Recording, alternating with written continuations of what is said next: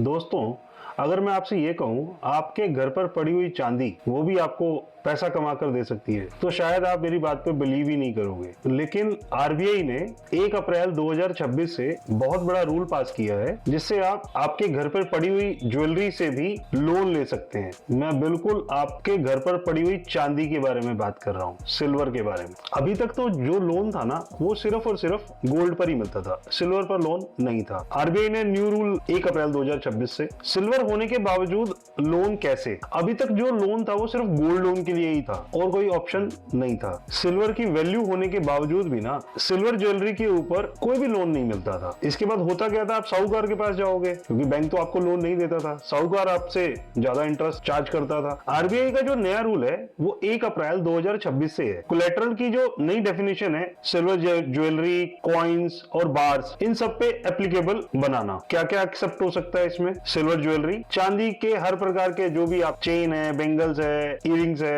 Rings हैं। Silver coin जो कि आपने इन्वेस्टमेंट के लिए या कलेक्शन के लिए रखे होंगे वो भी आप इसमें कवर कर सकते हैं। अगर आपने कोई इन्वेस्टमेंट किया हुआ है, जो सिल्वर बार्स अगर आपने परचेज करके रखे हुए हैं उसके ऊपर भी ये आपको मिल सकता है। कैसे मिलेगा? अब बैंक जो है वो सिल्वर की आपके वैल्यू चेक करेगा, लोन टू वैल्यू रेशियो के बेसिस पर ही लोन मिलेगा। लेकिन एक और बात है, इसमें गोल्ड जो है ना, गोल्ड लोन से इसमें परसेंटेज थोड़ा सा कम मिल सकता है, मतलब थोड़ा सा कम रहेगा। अब इसमें डॉक्यूमेंट्स क्या क्या रिक्वायर्ड है? पैन कार्ड चाहिए आपको जो कि मैंडेटरी है। केवाईसी ये तो आपको करवाना ही पड़ेगा, केवाईसी के बगैर हमारे यहाँ पर कोई भी गवर्नमेंट या प्राइवेट मतलब किसी भी बैंक से ऐसा कोई भी आपको लोन नहीं मिलता है। इसके बाद डॉक्यूमेंटेशन, इसमें एड्रेस प्रूफ भी चाहिए होगा और आपको आईडी प्रूफ भी देना होगा। अब इसमें आता है इंटरेस्ट और रिस्क, ये समझना भी एक जरूरी है। सिल्वर का जो प्राइस है वो वोलेटाइल रहता है तो जिससे लोन की जो अमाउंट है ना उस पर असर पड़ सकता है, और गोल्ड लोन से थोड़ा सा ज्यादा इंटरेस्ट इस पे रहेगा। लेकिन इसमें अच्छी बात यह है कि जैसे आप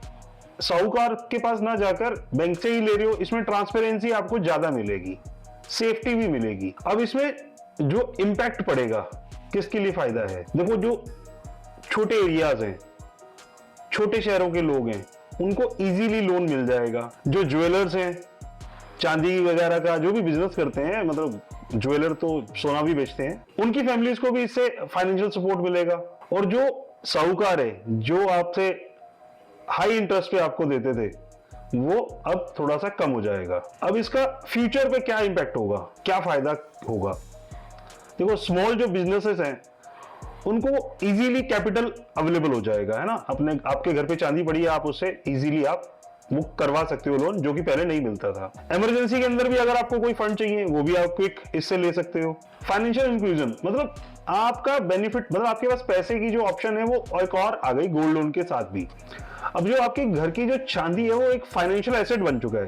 1 अप्रैल 2026 से घर की जो चांदी है आपके लिए फाइनेंशियल सिक्योरिटी बन गई है। अब आरबीआई के इस वाले रूल से ना सबको इक्विवेलेंट अपॉर्चुनिटी मिलेगी। तो वीडियो ये यहीं तक ही था। मैं आशा करता हूं आपको ये वीडियो पसंद आया होगा। अगर आपको ये वीडियो पसंद आया तो आप अपने दोस्तों के साथ शेयर करना मत भूलिएगा जिन्हें इस जानकारी के बारे में नहीं मालूम था। चलिए मिलते हैं फिर नेक्स्ट वीडियो में।